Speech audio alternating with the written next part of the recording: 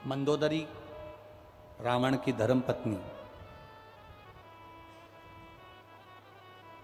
रावण की धर्मपत्नी मंदोदरी और मंदोदरी की मां, मंदोदरी की मां, रावण की धर्मपत्नी मंदोदरी और मंदोदरी की जो मां है जिसका नाम है हेमा। क्या नाम है? जम के बोलो जरा। हेमा।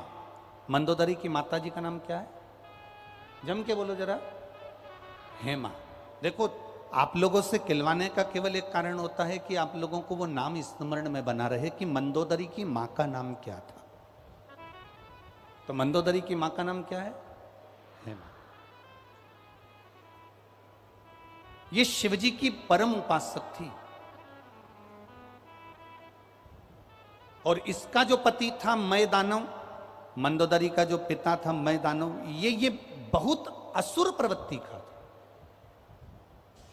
अब हेमा का नियम था, मिट्टी लाती, उसमें माखन मिलाती, गाय का दूध मिलाती, थोड़ा सा गौ माता के गोबर को मिश्रण करती और उसमें थोड़ी सी भस्म मिलाकर मिट्टी को तैयार करती और हेमा शिवजी के शिवलिंग का निर्माण करती। जरा बहुत ध्यान देना, ये कथा शायद आपकी जिंदगी को बदल दे। हेमा का नियम, मंदोदरी की माता जी का नियम था, मिट्टी को लेकर आना, गाय का गोबर मिलाना, भस्म मिलाना और उसमें थोड़ा सा माखन मिलाना और मिलाकर उस मिट्टी को फेंट कर उसका शिवलिंग का निर्माण कर, शिवलिंग का निर्माण।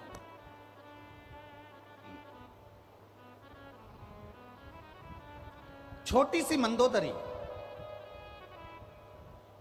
और मंदोदरी ने एक दिन अपनी माता जी से पूछ लिया था, मां अप्सरा थी हेमा?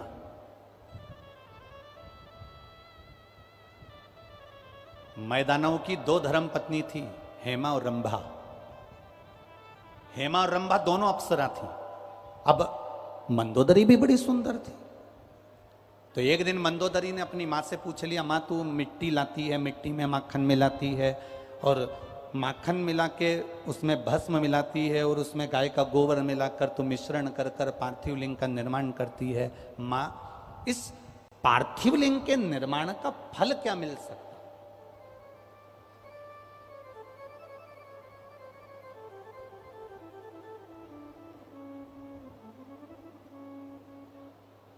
पार्थिव लिंग के निर्माण का फल क्या मिल सकता?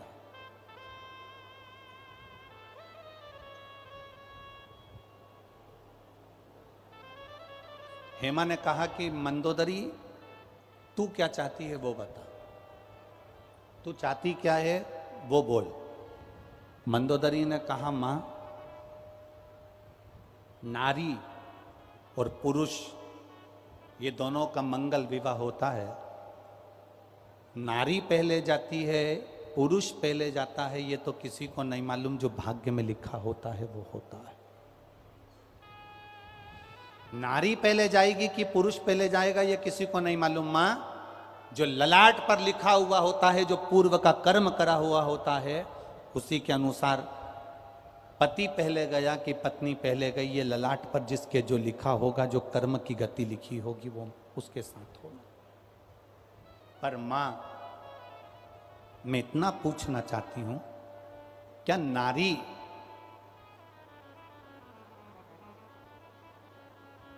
शिवलिंग का निर्माण करती है और उसका पूजन करती है, मान लो भूलवश, वैसे तो नारी ये चाहती है कि वो अखंड सौभाग्यवती होकर जाए, पर कोई कारणवश नारी का पति अगर पहले चले गया और नारी अगर बाद में जा रही है, तो क्या मां शिवलिंग के निर्माण का कोई फल उसको प्राप्त हो सकता है? हेमा ने कहा, मैदानों की पत्नी हेमा अपनी बेटी मंदोदरी से कहती है, सुन मंदोदरी, पूरे आस्था चैनल पर जितने सुन रहे हो, जितने फेसबुक यूट्यूब पर सुन रहे हो, जितने लाखों की संख्या में इस दतिया में श्रवण कर रहे हो माँ पीताम्बरा की गोद में, ध्यान से सुनना। माँ हेमा अपनी बेटी मंदोदरी से कहती है, मंदोदरी सुन,